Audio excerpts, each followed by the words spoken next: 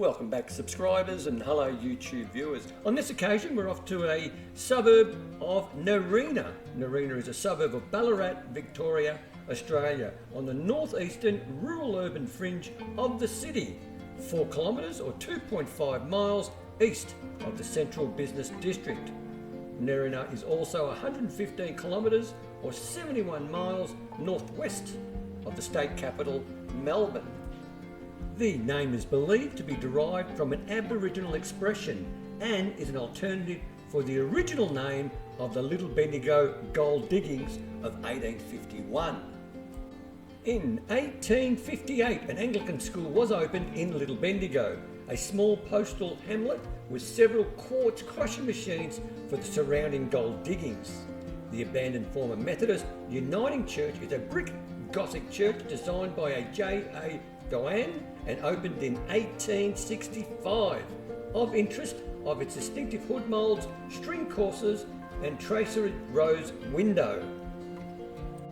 The former St James Anglican Church was part of the Diocese of Ballarat.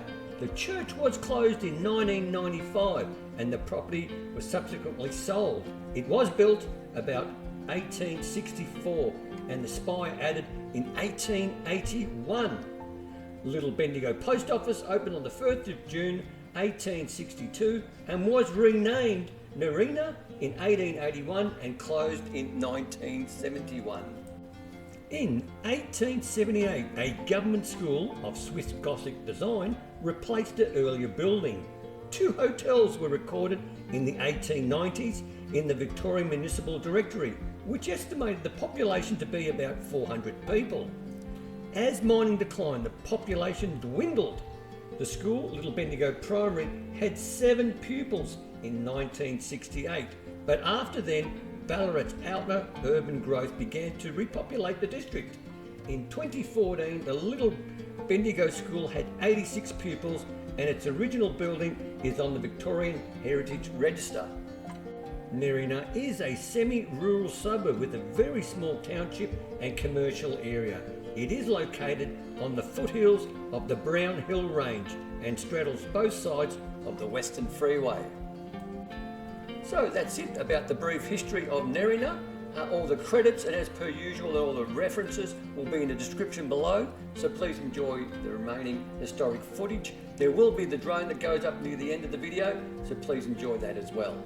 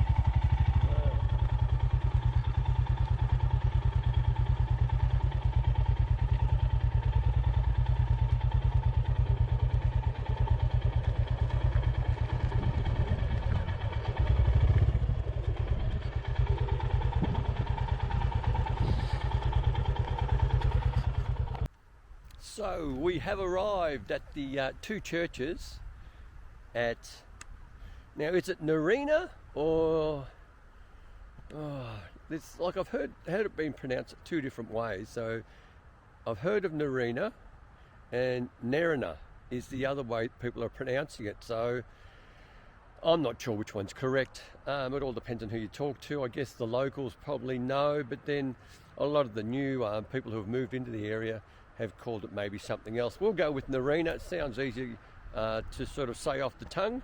But we're at the churches. So behind me is the former Methodist and Uniting Church. And unfortunately, it's been hit by graffiti, and quite a lot of it as well. And directly opposite is the St James Church. And if I swing around, that's the Anglican Church, and that's privately owned, and that's been preserved just wonderfully. It is very windy, as you can tell by the tops of the trees and my snappy hairstyle. I'll swing the camera around and let's see what we can see in this town. So we'll start off with this former Methodist and Uniting Church, and as you can see, it really has been hit by graffiti. It is in an isolated area. It's right next to the road. It does have some structural damage to it, and maybe that's why it's sort of left to the elements, so to speak. I did come with the motorbike today, so that was a bit of fun for me, but I can tell you there's not much joy when you're going on the freeway and you've got strong crosswinds. Ugh, it's a nightmare. It's one of the reasons I really, or another reason why I don't like going on the freeways.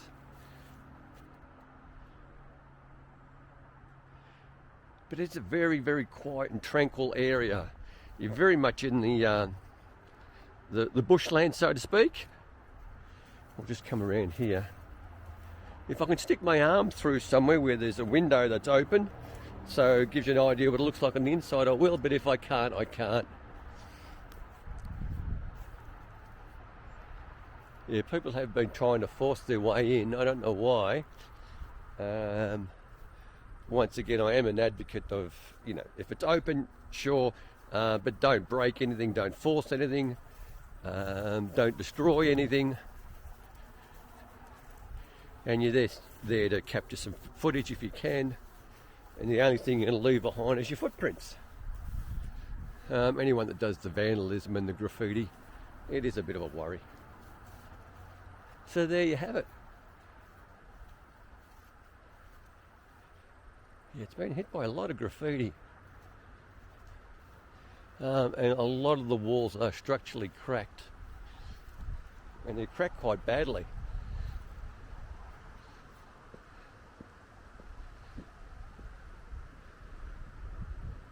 Once again, if I get the drone up, it'll be great, but it is quite blowy and very windy. And we've got a dog on patrol, which is just fantastic. So here we have the St James Church. This one by far is just probably one of the better churches I've actually seen that's been preserved, and it is in private hands. It is a beauty. They've got a lot of security, which is good, but as you can see, it's in excellent order. I even like the front entrance. It really does blend in with the church itself. So that's about it for that church. I'll get the drone up. We'll get a bit of a 360 view of the area, providing the wind doesn't cause too much drama for us. And as you can see, both of these churches are right next to each other. This one is quite sad because it seems to be pointing the wrong way, and I guess that's only occurred because the freeway is only a few hundred metres away and it points directly at the freeway. So at some stage that freeway wasn't there when this was built. It might have been just a regular road, and thus this being the back is all you really get to see from the roadside.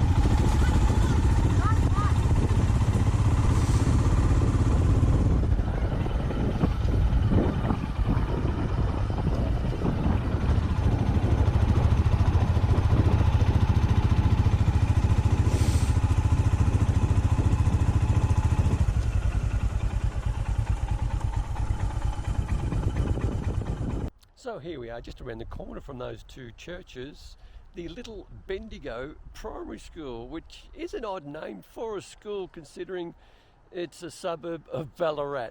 But anyway, we'll have a look. It's a Swiss-Gothic sort of styled or architecture sort of designed church. Something a bit different that you don't normally see, but I have seen these churches before in rural Victoria. So I'll swing the camera around and let's have a look at this historic church. So there you have the plaque for the school, Little Bendigo Primary School, established in 1878. So that's pretty much during the prime of the gold rush period, or a little bit just after. So there in the distance you'll see the church. I should be okay to put the drone up again. It is very, very windy and the poor drone is struggling to maintain its sort of balance, and I do get high wind warnings on my controller. So we'll do our best. If it gets too windy, we'll bring it straight back down again. But what a beauty of a church. It really is very, very pretty. So there she is. She's got a chimney. I do like the slate roof. There's your entrance. Obviously the school's a lot more bigger than it is than what you're seeing. There's a lot of more permanent buildings around this particular part, and I'm assuming they do accommodate quite a number of kids these days. But we'll just focus on this heritage listed part of the school. But wow, what a beauty. I do like it.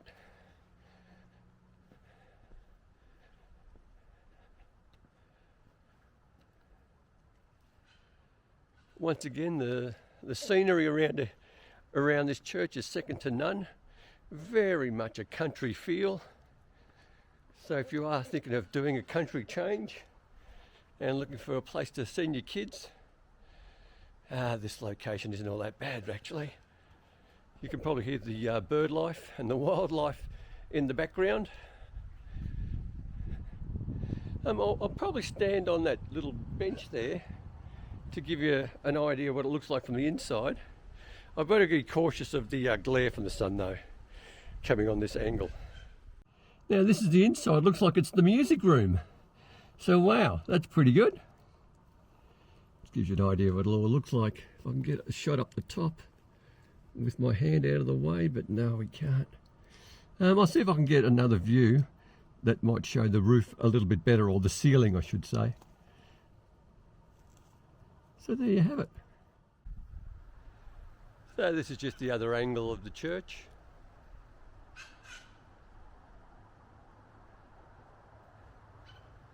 Come around to the front. There's no resemblance to a church, but it definitely has all the hallmarks of a school.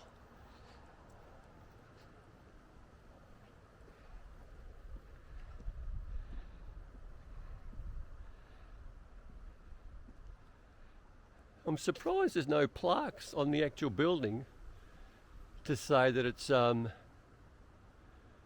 heritage listed or with the register with Victoria. There might be. I might have a look if I can see one.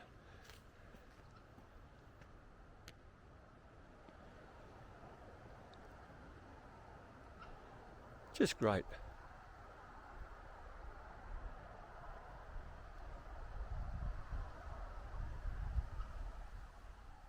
Now there are some cool murals at this school. Someone's done a great job painting it all up. But what I do like is they've taken advantage of the hillside that the school is on and created these slides here. What a great idea. So well done whoever designed that idea or came up with the idea. That is absolutely terrific. Just great. This just gives you a sort of a 360 look. It's where they've got the picnic tables, I guess, for the kids to have their lunch.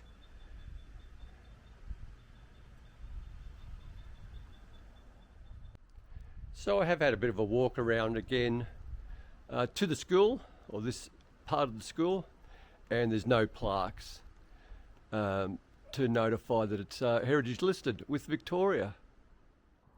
I'll just make my way to that slide that I thought was quite clever. And here they are. And they're pretty steep as well. I guess for little kids it'll be quite an accomplishment to go down those slides. And as I mentioned, just over here we have the sporting oval. And as you can see, the background is bushland. But what a great field they have. They have a running track.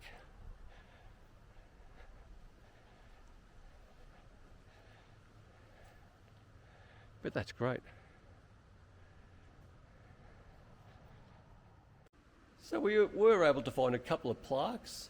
This is just a plaque to indicate that over $160,000 was provided for the new grounds development of the school. And this all occurred in 2008. And one more plaque. This is obviously a memorial to a particular teacher that was very popular. And this will be our final angle of that church.